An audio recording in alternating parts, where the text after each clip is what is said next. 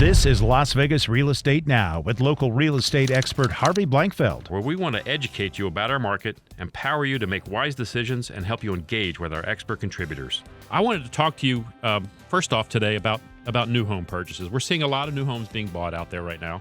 It's a big part of our market. It's not crazy like it was back in 04, 05, 06, but there's still a lot of activity going on with new homes. Yeah, a lot of new homes. Anybody who's driving around the valley, you see there's a lot of new homes being built out there today. And we keep talking about this because people keep asking us about it, frankly. Yeah. I mean, everywhere we go, when we talk to people, people are saying, what about this? Should I really be getting a new home inspection? And our answer to that pretty easily is yes, you should. Yeah, because that's what you guys do. But there's a reason other than that. Right, yeah.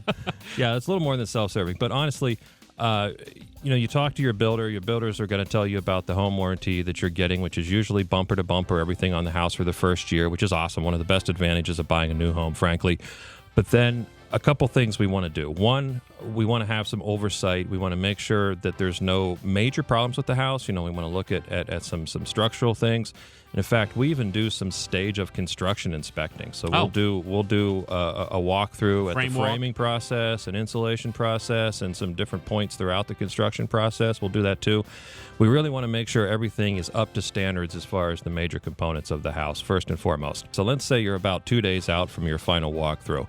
And if you can have an inspector come in at that point, the house is almost 99, 100% finished, and the inspector can go through and check all of the things, the workmanship things. So we're going to look at the appliances, how the appliances are hooked up, paint, trim, fit and finish, all those detail things we can really start to look at that point in time. I really like the idea of when you buy a new home, to have an inspector come to your home after you've closed the deal about 10 months in. 10 or 11 months in. You've been in the house for 10, 11 months. You know your bumper-to-bumper, quote-unquote, bumper-to-bumper warranty is about to expire, and you want to give your builder a punch list. Who better to provide that punch list than Ben? I'm going to tell you right now, hire an inspector at 10 months. When you close your deal, and I do this with all my buyers, put it in your calendar. If we close this month, we're gonna go back, and in January of 2021, we're gonna have an inspector come out and look at the house. Then hand that report to your builder, and just say, "Here, fix this, fix everything." Because even if an inspector looked at the house at the time you took the keys, there's going to be some things that probably developed in the course of that first year, because things settle in a little bit, things shrink, things expand. You might get some little gaps around the windows. You might get a little drywall cracking. You might get some things that can be addressed. And then what about sellers? So sellers.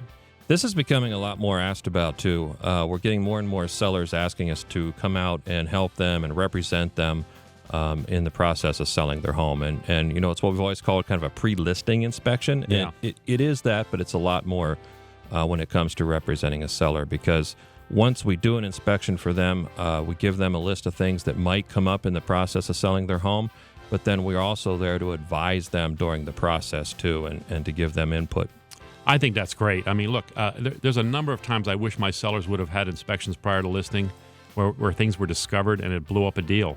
If as a seller, if you want to spend that money to get the inspection prior, what you've done is you've eliminated any surprises. There's not going to be a surprise, hopefully, that the buyer's inspector is going to discover. Now, the inspection you provide, the inspection you get as a seller, is not intended to satisfy the buyer. That's not what it's about, guys.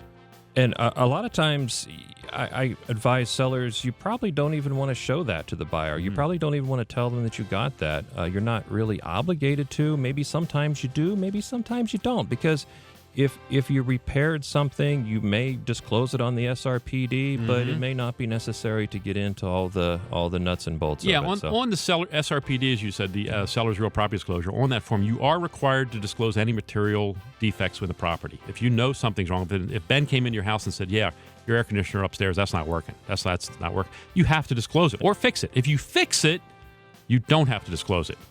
This has been Las Vegas Real Estate Now. Thanks for listening, and remember to tune in every Saturday at 11 a.m. on 101.5 FM, 720 AM KDWN.